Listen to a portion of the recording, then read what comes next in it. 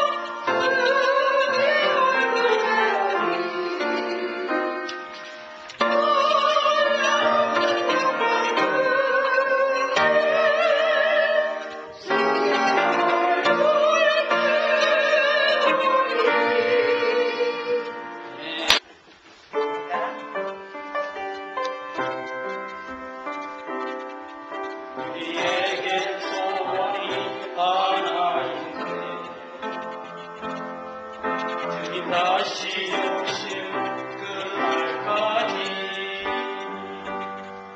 우리 가슴에 새긴 주의 십자가 사랑 내 교회를 사랑해 주의 교회를 향하는 우리 마음 희생과 의와 가난하구나 하물며 죽음조차 오늘 막을 수 없네 우리 교회는 이 땅의 희망 다같이 교회를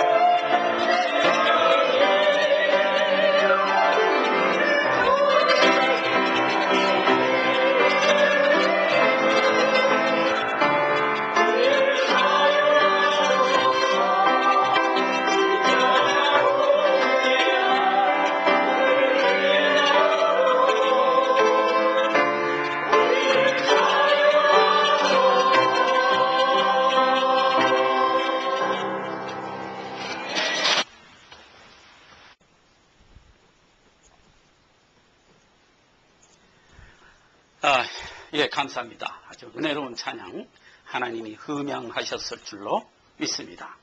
우리가 다 이제 성화 여정을 끝내고 우리의 본향 천성에 들어가면 하나님 앞에서 세세토록 찬양을 할 자들입니다.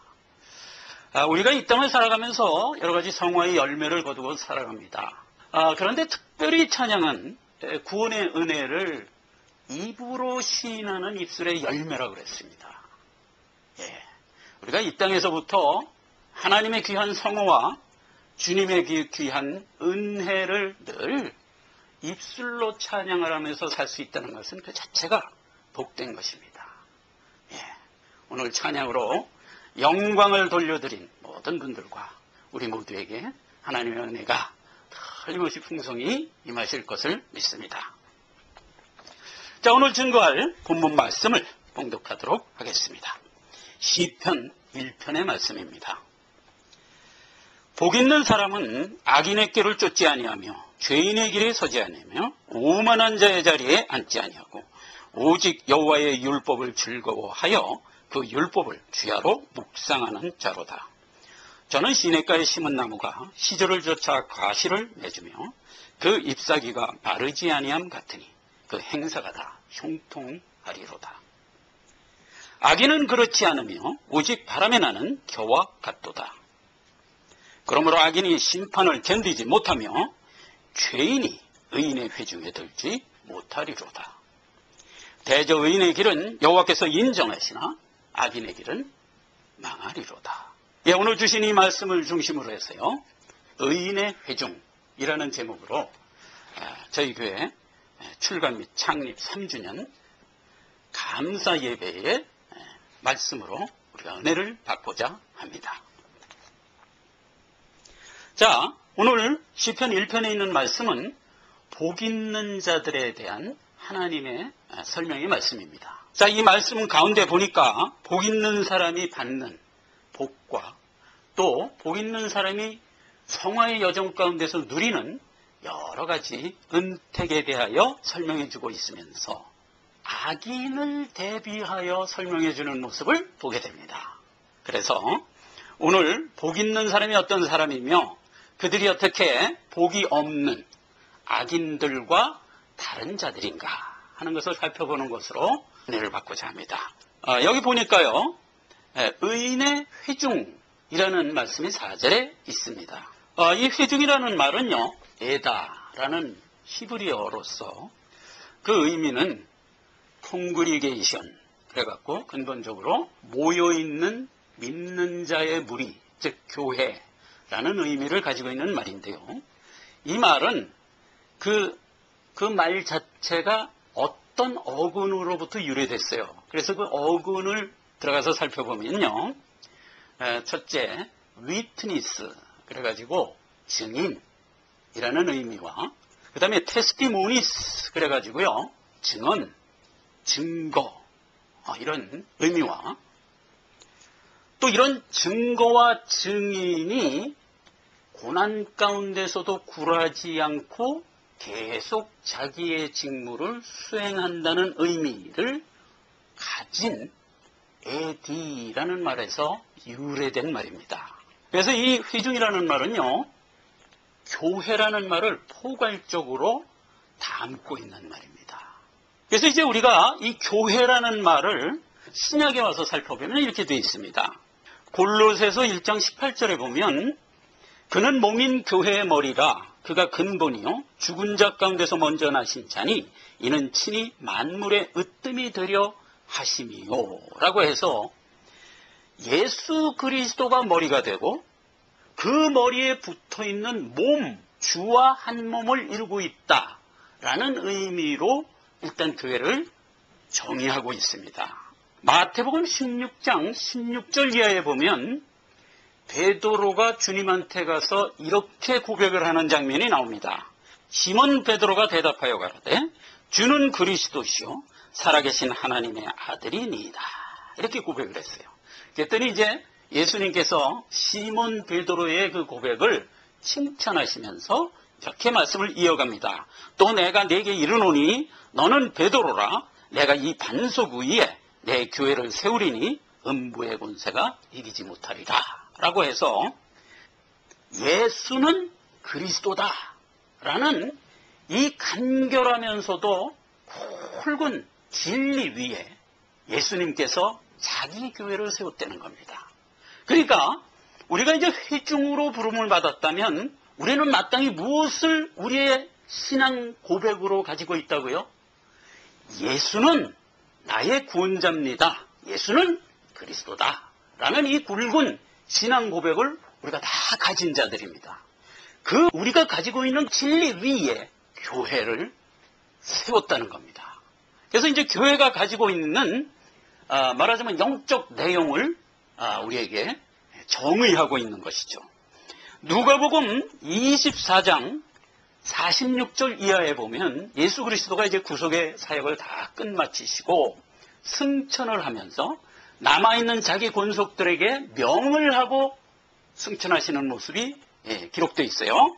또 이르시되 이같이 그리스도가 고난을 받고 제3일에 죽은 자 가운데서 살아날 것과 또 그의 이름으로 죄사함을 얻게 하는 회개가 예루살렘으로부터 시작하여 모든 족속에게 전파될 것이 기록되었으니 너희는 이 모든 일의 증인이라. 이렇게 명하고 승천하셨습니다. 그래서 이제 하나님의 은혜로 구속을 받은 모든 교인들은 예수 그리스도의 대속의 은혜를 받아 생명으로 나와 살아가는 자로서 이 일에 증인된 자들이다 하는 겁니다. 그래서 이 모든 내용을 다 머금고 있는 그 말이 바로 오늘 읽은 본문의 의인의 회중이라는 말이었던 것입니다. 그래서 시편 1편 말씀을 이렇게 살펴보니까 의인의 회중이 가지고 있는 복에 대해서 하나님이 이제 말씀하고 있단 말이죠.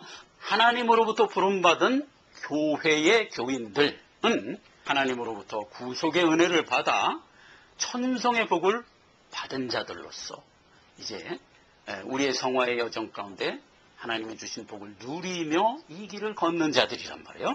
그래서 복 있는 자들이 어떤 자들인가 하는 것을 본문을 중심으로 해서 세 가지로 살펴보고자 합니다.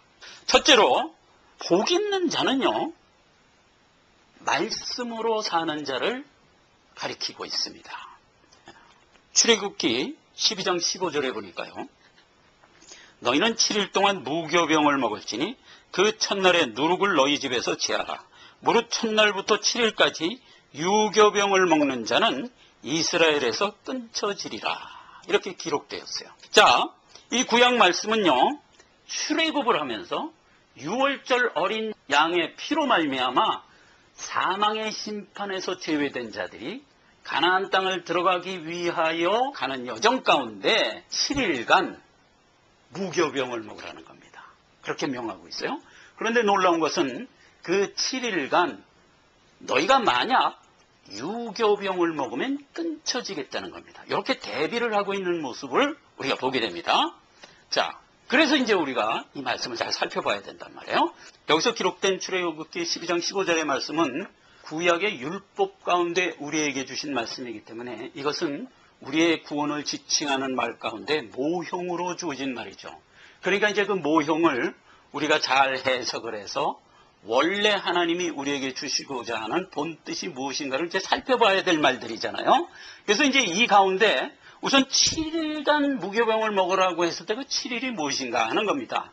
이 7일이라는 것은 언제나 성경에서 구원받은 자가 쭉 자기의 신앙 인격을 그리스도의 장성한 분량에까지 자라게 하여 완성되는 기간을 의미합니다. 즉 신자에게 허락한 일생을 의미하는 겁니다. 그러니까 즉 7일간 무교병을 먹으라 라고 하는 얘기는 내 신앙생활 일생 동안 무교병을 먹으라 라는 말과 동일한 말이란 말이죠. 자, 그러면 떡은 무엇일까요? 이제 신약에 와서 보면 요한복음 6장에 떡에 대한 얘기가 이제 자세히 나오는 과정에 떡은 하늘에서 내려온 영생을 위한 참 양식, 이렇게 정의가 되고 있어요. 즉 이게 뭐예요? 하나님의 말씀이라는 얘기입니다. 그래서 우리가 그 말씀을 통하여 영생을 얻을 수 있다라는 의미의 모형적 용어가 떡이란 말이죠. 그래서 이제 무교병을 먹으라 이렇게 얘기한 것은 하늘에서 내려주신 하나님의 참 양식된 말씀을 먹으라 이런 의미였단 말이죠. 그럼 누룩은 뭐냐 하는 얘기입니다. 누룩은 그 하나님이 내려주신 참 말씀에 무엇을 자꾸 섞지 말라는 의미란 말이죠.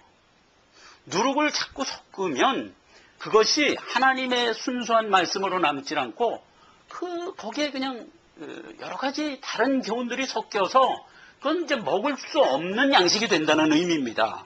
그래서 누룩 섞인 떡은 먹지 말라는 겁니다. 만약 내가 하나님의 참 말씀에 의지하지 아니하고 여러 가지 세상 교훈이 섞인 말씀을 가지고 신앙생활을 만약 한다면 이런 의미예요. 그런다면 너는 구원받은 자가 아니다. 이런 의미다 말이죠. 끊쳐지리라 하는 얘기가 그 얘기잖아요. 자, 그래서 이 얘기를 종합적으로 잘 설명하고 있는 것을 우리가 신약의 말씀 중에서 이제 언제든지 볼 수가 있죠. 고린도전서 5장 6절로 8절 말씀입니다. 적은 누룩이 온 동에 퍼지는 것을 알지 못하느냐?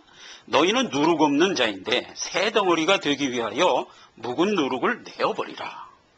우리의 유월절 양 곧 그리스도께서 희생이 되셨느니라.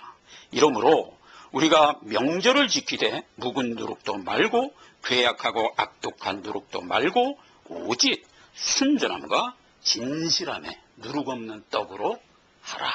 이렇게 명하고 있습니다. 자, 분명하지요? 여기서도 누룩이 뭐예요? 악독한 교훈이라는 겁니다. 괴악한 교훈이라는 겁니다. 그리고 묵은 누룩이라는 겁니다. 그러한 세상적 교훈들을 하나님이 주시는 순수한 말씀, 예수는 그리스도다 라고 하는 이 귀하고 복되며 간결한 하나님의 은혜의 말씀에 자꾸 섞지 말란 말이에요. 너를 구원한 분은 예수 그리스도 한 분뿐이다 이거예요. 이 귀하고 복된 복음의 말씀에 다른 세상적 교훈들을 자꾸 섞지 말란 말이에요. 누룩이라는 것은 원래 무슨 성정을 가지고 있어요? 온 덩이에 들어가면 그냥 금방 부풀어서 퍼져서 전체를 부풀리는 그런 아주 사악한 성정을 가지고 있다고요. 그러니까 그러한 누룩이 우리의 말씀 가운데 들어와서 섞이지 않도록 내가 거부를 하라는 거죠. 그렇죠? 예, 여기서도 그랬잖아요. 적은 누룩이 온 동에 퍼지는 것을 알지 못하느냐 그랬잖아요. 그러니까 세상적 교훈이 우리에게 늘 있어요. 왜냐하면 우리가 이 세상에 살기 때문에 세상에 사는 가운데 세상이 우리에게 가하는 여러 교훈들을 우리가 가지고 있는 영적 말씀에 섞지 말란 말이에요. 하나님이 주신 이 귀한 교훈을 굳건히 붙들고 당당하게 나가는 자들이 되라 하는 얘기예요. 그래서 시편 1편에서도 그 얘기가 2절에 보니까 오직 여호와의 율법을 즐거워하며 그 율법을 주야로 묵상하는 자로다. 이렇게 기록하고 있는 거예요. 7일간 내게 허락한 전 인생을 통하여 하나님이 주신 말씀을 늘 간직하며 그것을 주야로 묵상하며 살아가는 자가 복이 있다. 이런 이제 말씀이단 말이죠. 자, 두 번째로 복 있는 사람에 대해서 성경은 이렇게 설명하고 있습니다. 성령의 인도함을 받는 자가 복이 있는 자다 하는 얘기입니다. 자, 성령의 인도함을 받는다 하는 얘기는 구약의 제사제도 중에서 성령과 관련하여 인도함을 받고 하나님께 제사를 드리는 장면으로 그것이 기름과 향과 관련하여 기록된 것을 우리가 보게 돼요. 그래서 이제 출애굽기 30장 30절로 33절에 가보면 하나님께 드리는 관유, 즉 기름과 하나님께 피우는 향, 흠향하도록 피우는 향과 관련하여 제사제도 가운데 모형으로 우리에게 주셨어요. 그 말씀을 보면 이렇게 돼 있어요.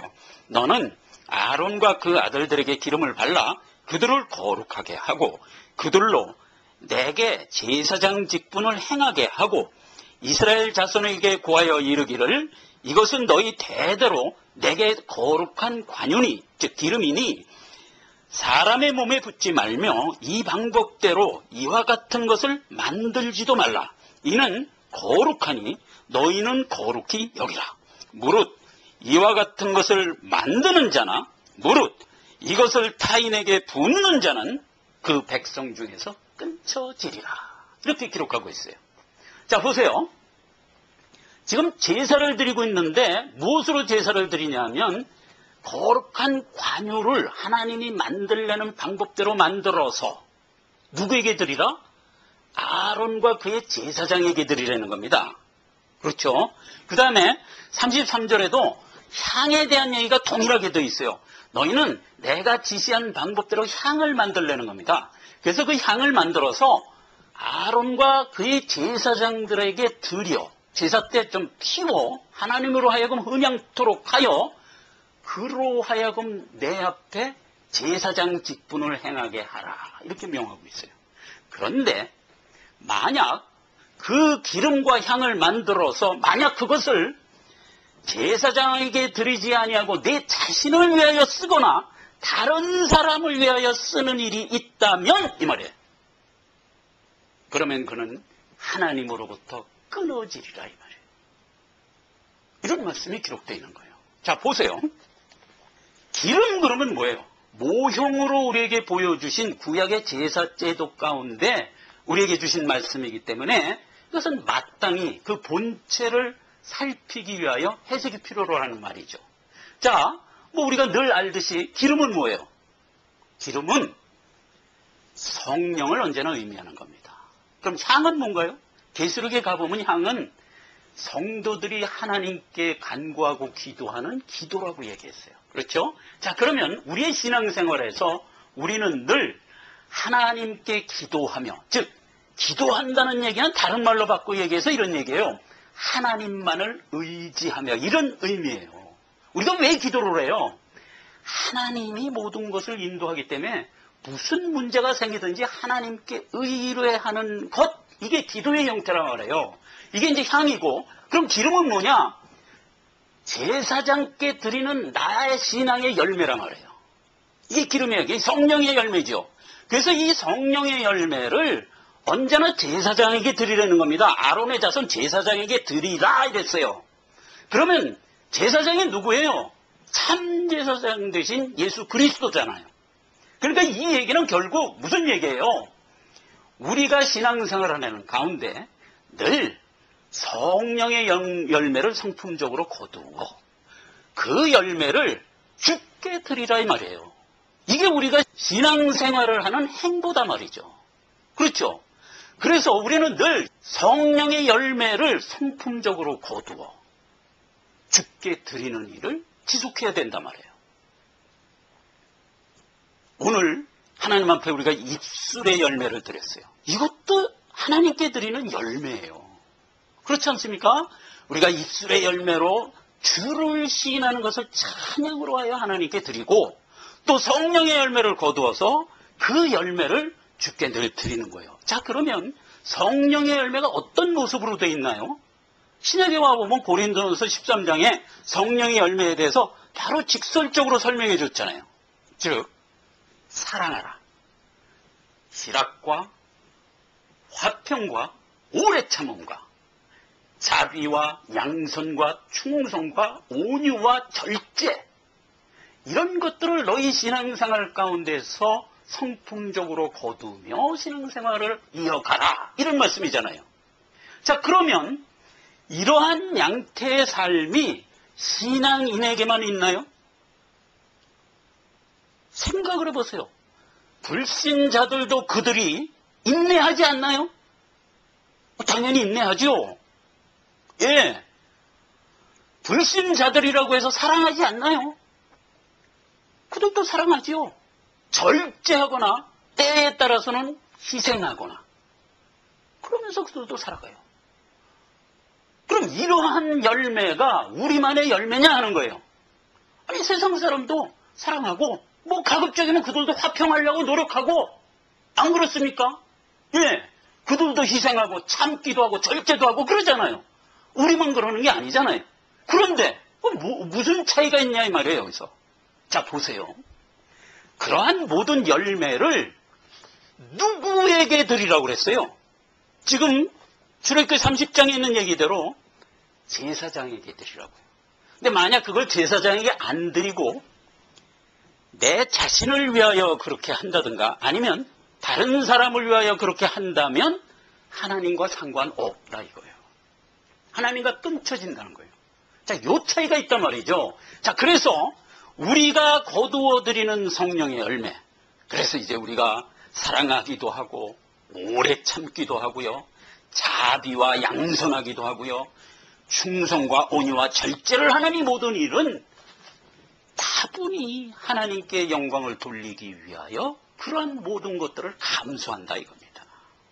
그렇지 않습니까? 여기서 성령의 열매를 보세요. 다 참고 인내하고 감수하면서 그 열매가 드러나도록 애쓰는 거잖아요. 근데 그 일을 지금 무엇 때문에 한다고요? 제사장께 드리기 위해서 한다고요. 나의 구원자 대신 예수 그리스도께 그 열매를 드리기 위하여 우리는 그렇게 한다고요. 세상 사람들은 동일하게 그런 모습으로 살지만 그들은 그것을 누구를 위하여 하죠? 자기 자신을 위하여 한단 말이에요. 사람을 위하여 한단 말이에요. 그러면 그것은 신앙생활이 아니다 이거예요. 그게 곧 불신자다 이거예요.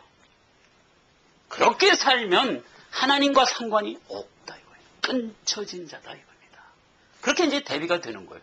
이 이야기를 신약에 가면 아주 분명하게 설명을 하고 있어요. 로마서 8장 13절 14절에 보면 너희가 육신대로 살면 반드시 죽을 것이로되 영으로서 몸의 행실을 죽이면 살리니 무릇 하나님의 영으로 인도함을 받는 그들은 곧 하나님의 아들이라.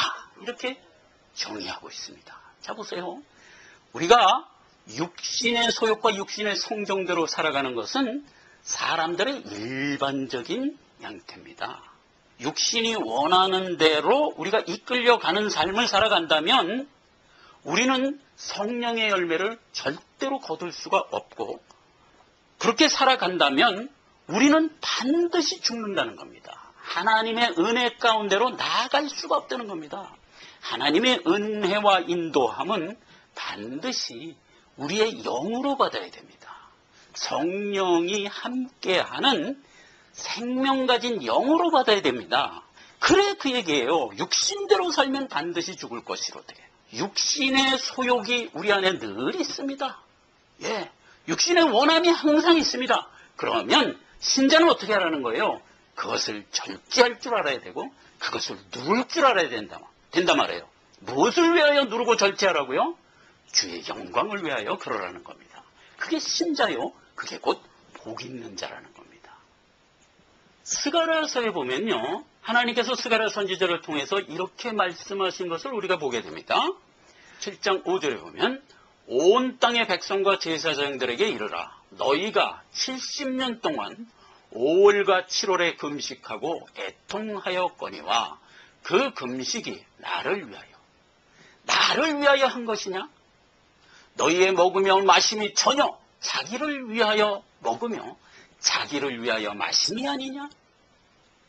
이렇게 묻고 있습니다. 여러분, 여기서 얘기하는 70년 기간 동안에 5월과 7월간에 라는 말이 무슨 말일까요? 여기서 얘기하는 5월과 7월이라는 것이 무슨 얘기입니까? 하나님께서 이스라엘 백성들에게 7대 절기를 주었습니다. 그런데 그 절기 가운데 5월과 7월이면 절기 중에서 어느 때냐면 나팔절이라는 절기를 앞둔 때입니다. 자, 이게 무슨 얘기냐 하는 거죠. 나팔절을 앞둔 때는 곧 하나님의 구속사 가운데서 말세를 사는 오늘날과 같은 때를 의미하는 겁니다. 자, 보세요. 오늘날 우리는 무엇을 앞두고 살아갑니까? 주님의 재림을 앞두고 살아가요. 나팔절은 주님의 재림을 의미하는 절기예요. 자, 그래서 나팔절을 앞둔 5월과 7월 넉 달 농사 기간 동안에 라는 얘기는 주님의 재림을 앞두고 이 말세의 때를 살아가는 우리를 지칭하는 얘기입니다. 자, 이 5월과 7월간에 주의 백성들이 주께 나가서 물었습니다. 우리가 이 5월과 7월간에 하나님께 제게를 드리리까? 이렇게 물었단 말이에요. 그때 하나님이 주신 답변이 뭐였어요? 옳은 일이다. 그러나 너희가 5월과 7월간에 애통하며 금식하며 내 앞에 보인 제게는 누구를 위한 것이냐? 이것은 굉장히 엄한 주님의 교훈 중에 하나입니다. 우리가 지금 복 있는 자가 누구라고 그랬어요? 성령의 인도함을 따라 살아가는 자가 복이 있다고 그랬어요. 그런데 성령의 인도함을 따라 하나님께 예배하고 신앙생활을 하는 우리가 전적으로 그 모든 신앙생활을 누구를 위하여 하는 겁니까? 예수 그리스도의 성품을 담기 위하여 하나님께 영광을 돌리기 위하여 우리의 신앙생활을 하는 거잖아요. 그런데 만약 우리가 하는 모든 신앙생활의 목표가 하나님이 아니고 내 자신이거나 사람을 위한 것이라면 이 말이에요. 그렇다면 너는 믿는 자가 아니다 이 말이에요. 너는 신앙인이 아니다 이 말이에요. 이건 굉장히 중요한 교훈이에요. 오늘날 우리가 신앙생활 열심히 합니다. 하나님께 영광 돌립니다. 찬양도 하고 성령의 열매 열심히 거두어서 주께 드리는 일을 합니다. 마땅한 겁니다. 마땅히 이런 모든 일은 주께 드리기 위해서 하는 거여야 됩니다. 만약 이 모든 것을 내 자신의 유익을 위하여 혹은 사람의 유익을 위하여 이런 일을 한다면 그게 곧 불신자고 그게 곧 세상 사람들이 살아가는 행태다 이겁니다. 그는 여호와와 상관없는 자들이다 이거예요. 복 있는 자가 누굽니까? 성령의 인도함을 따라 모든 성령의 열매를 성품적으로 거두고 입술의 열매를 거두고 해서 주께 영광을 돌리며 드리며 나아가는 자를 의미하는 겁니다. 이것을 목매간에도 잊지 않고 우리가 신앙생활을 해야 됩니다. 자, 세 번째, 복 있는 자는 성화의 삶을 살아가는 자들입니다. 먼저 구약에 있는 말씀 하나를 살펴보겠습니다. 출애굽기 31장 14절 말씀입니다. 너희는 안식일을 지킬지니 이는 너희에게 성일이 됨이라. 무릇 그날을 더럽히는 자는 죽일지며 무릇 그날에 일하는 자는 그 백성 중에서 그 생명이 끊쳐지리라. 이렇게 얘기했어요. 하나님은 우리에게 뭔 명령해요? 안식일을 지키라는 겁니다. 그런데 그 안식일을 거룩하게 지키지 않고 그 날에 일을 하는 자는 하나님 앞에서 끊쳐지리라는 겁니다. 자, 이 말 역시 구약에 우리에게 베푼 구속사에 대한 모형적 말씀이기 때문에 해석이 필요로 합니다. 출애굽기 20장 11절에 보면 안식일을 지키는 의미에 대해서 이렇게 설명하고 있어요. 하나님이 천지를 창조하였다는 것을 기억하기 위하여 안식일을 지키려는 겁니다.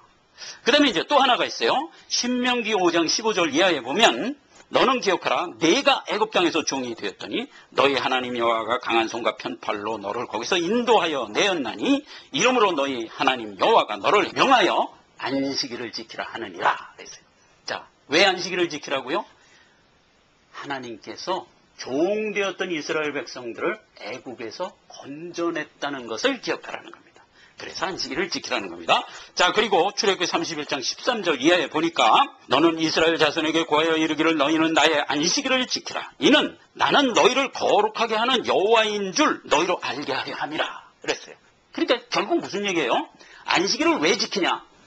하나님이 천지를 창조했다. 하나님이 너를 구원했다. 그리고 하나님이 너를 결국은 거룩하게 만들 것이다. 를 내가 신앙으로 가지고 살아가는 자가 되라. 라는 의미다 말이죠. 그게 안식일을 지키라는 이유다 말이죠. 자, 그런데 그 안식일을 지키는 방법이요. 그 안식일 날 일을 하지 말라는 겁니다. 만약 일을 하면 너희 생명에서 끊쳐질 거라는 겁니다. 여기서 이제 안식일과 관련해서 모형으로 준 말씀이기 때문에 본체의 의미를 왜곡하면서 이것을 해석하면 안 됩니다. 즉 안식일을 지키라는 얘기를 오늘날과 같이 뭐 토요일을 지키라 이렇게 해석을 한다든가 내지는 안식일날 일을 하지 말라 그랬으니까 무슨 안식일날 가서 뭐 짜장면 같은 거 사 먹지 말어 이렇게 해석을 하면 곤란합니다. 이것은 모형이기 때문에 이제 신약에 들어와서 그 의미를 우리가 분명히 깨닫고 그리고 본체가 원하는 명을 우리가 찾아가야만 되는 것입니다. 자, 그래서 지금 여기서 얘기하는 우리를 사망에서 생명으로 건졌단 말이에요. 그렇게 건진 것을 이 안식이라는 의미에 담아준 거예요. 그렇지 않습니까? 천지창조한 하나님이 너를 구원하고 너를 거룩하게 할 거야. 이게 우리를 구원했다는 구속사의 전 내용이잖아요. 그런데 하나님이 우리를 구원한 그 구속사의 내용은 누가 한 일이냐 이 말이에요. 그건 하나님의 주권 가운데 하나님이 하신 일이에요. 사망으로 죽어 있는 우리를 생명으로 살릴 수 있는 자가 누구예요? 그럼 오직 하나님 한 분뿐이에요. 그렇게 사망으로 인도함을 받아 살아난 자에게 주께서 친히 와서 머리가 되시고 우리가 거기에 붙은 몸이 돼요. 한 몸을 이루어 이 길을 지금 걸어가고 있단 말이에요. 그렇기 때문에 마침내 우리는 완성하여 거룩하게 될 자들이란 말이에요. 만약 우리가 주와 한 몸을 이루어 이 길을 가지 않는다면 우리는 완성할 수가 없어요. 우리는 반드시 완성될 것인데 그 일은 주께서 친히 내 머리가 되고 나는 거기에 붙은 몸이 되어 한 몸을 이루어 갈 수 있기 때문에 완성이 되는 거예요. 그렇다는 점에서 이 일마저도 거룩하게 된다는 이 일마저도 누가 한 일이에요?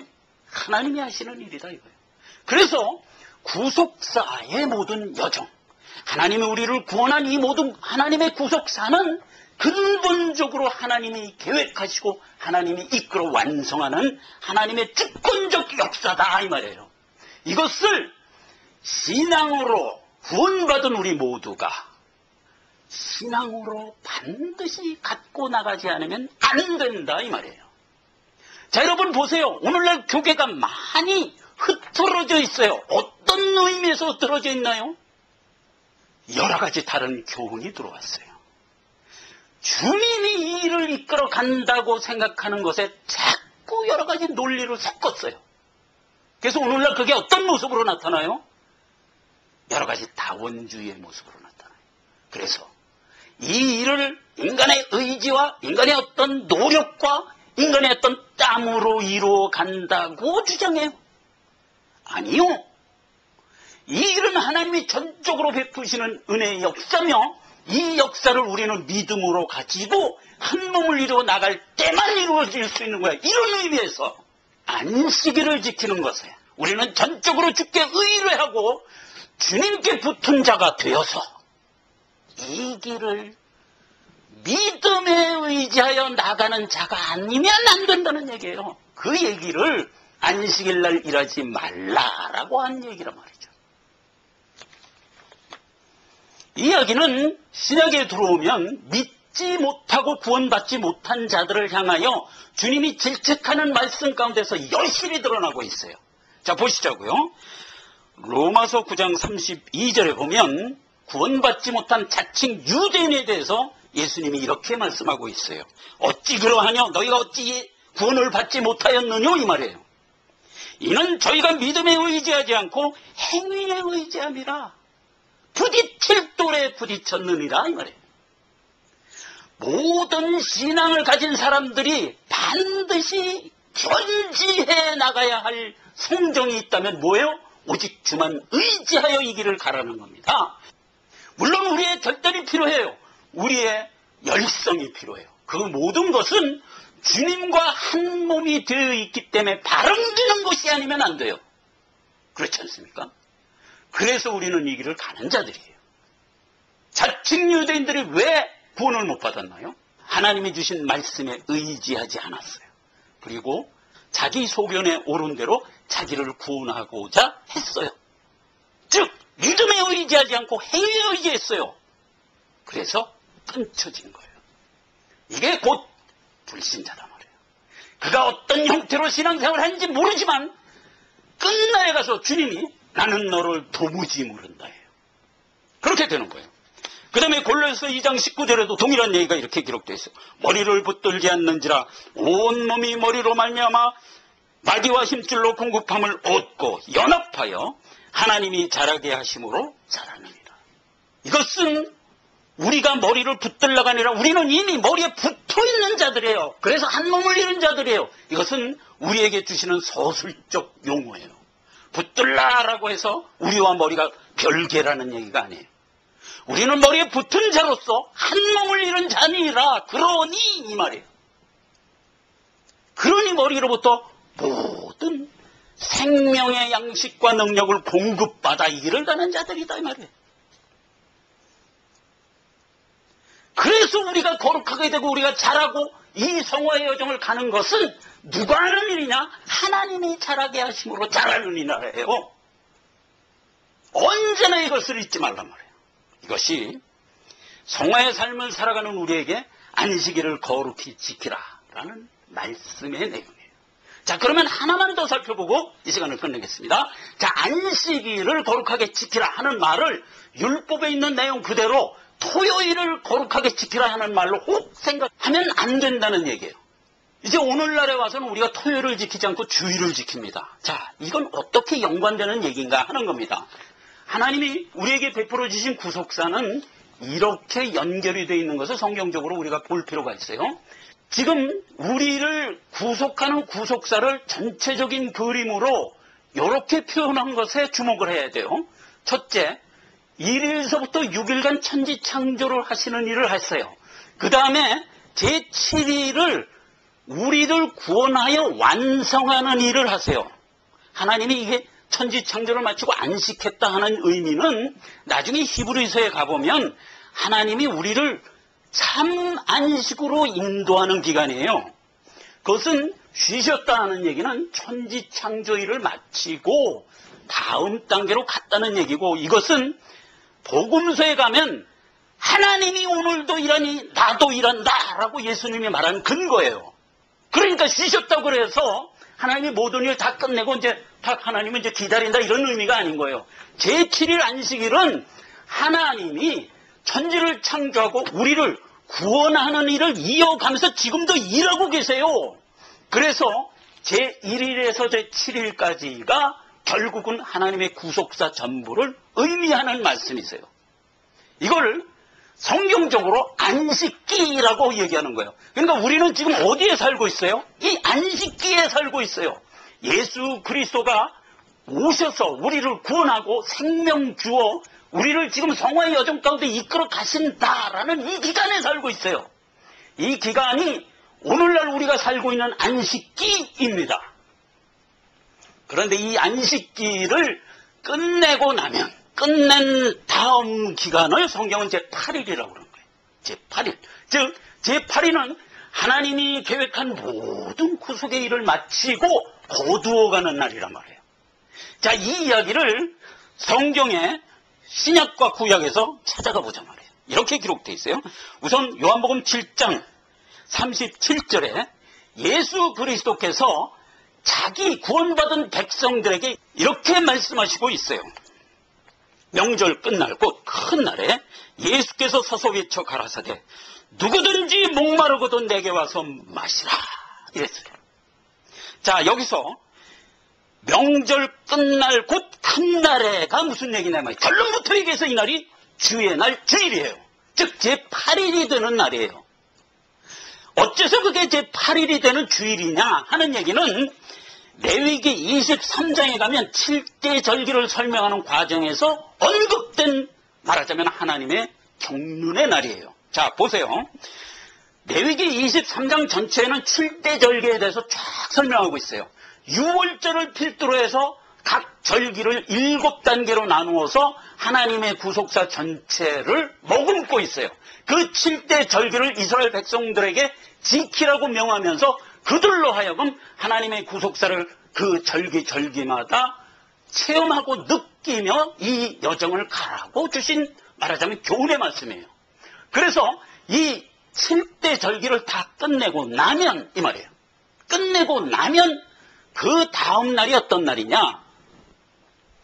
6월절을 필두로 해서 7대 절기를 다 끝내고 그 이튿날을 레위기 23장 36절에 이렇게 기록하고 있어요. 7일 동안에 너희는 화제를 여호와께 드릴 것이요. 그래서 이 모든 것을 그 7대 절기 마지막 날까지 여호와 하나님 앞에 드리라는 겁니다. 그렇게 드리고 나서 제8일에도 너희에게 성회가 될 것이며 화제를 여호와께 드릴지니 이는 거룩한 대회라. 너희는 아무 노동조 하지 마라. 이날도 노동하지 말라. 이렇게 이제 하나님이 우리에게 명하는 것을 보게 됩니다. 자, 보세요. 7대 절기가 끝나면 하나님의 구속사가 끝나면 이런 의미예요. 그럼 그것이 끝나면 그 다음에 모든 것은 다 이제 없어지나요? 아니요. 하나님이 7대 절기 즉 구속사의 모든 일을 끝내면 그 다음 날을 8일이라 해서 그날은 이스라엘 백성에게 여전히 큰 날이며 명절이란 말이에요. 그리고 그날은 기뻐해야 될 날이라는 거예요. 자, 이 날은요 하나님이 모든 구속사의 일을 마치고 거두는 날이에요. 즉 오늘날 우리가 무엇을 바라보고 삽니까? 주의 재림을 바라보고 살아요. 그러니까 주의 재림은 이 8일의 날인 거예요. 주께서 하나님의 구속사를 다 이루시고 마침내 자기 백성을 모두 거두어갈 날 이 날이 8일이란 말이에요. 그래서 하나님의 구속사는 8일에 가서 완성이 돼서 우리는 영원 천국으로 들어가면서 끝이 나도록 되어 있는 거예요. 그렇기 때문에 이제 8일을 바라보며 오늘날 우리는 안식기에 서서 이 8일을 바라보며 신앙생활을 하고 있어요. 구약 때는 어땠어요? 구약 때는 아직 도래하지 않은 초림하실 예수를 바라보면서 7일을 지켰어요. 그러나 실제로 예수 그리스도가 이 땅에 오셔서 모든 구속의 사역을 완성하고 우리를 생명 가운데 세워서 안식, 실제로 성취된 안식 가운데 우리를 있게 했어요. 예수 그리스도는 안식의 맛집이라고 그랬잖아요. 그래서 그 안식을 우리가 누리면서 이 기간을 살도록 했어요. 구약 백성은 그것을 모형으로 바라보고 살았고 오늘날은 그것이 이루어진 상태에 살고 있어요. 그렇죠? 그러니까 동일하게 안식기를 살지만 구약은 그것을 모형으로 바라보고 살았고 신약은 그것이 이루어진 상태에서 살고 있어요. 같은 안식기를 살았고 이렇게 틀리게 살고 있는 거예요. 그러니까 본질은 같은 거죠. 자, 그렇게 같은 본질 가운데 우리의 구속의 여정이 끝나면 우리는 제8일 영원 천국으로 들어가는 거예요. 완성을 해서 영원 천국으로 들어가는 거예요. 그렇기 때문에 우리는 성취된 이 안식 가운데 성화의 여정을 무엇을 바라보며 사나요? 우리를 거두어 가실 예수 그리스도의 재림을 바라보며 사는 거예요. 자, 그게 오늘 요한복음 7장 37절에 있는 그 말이에요.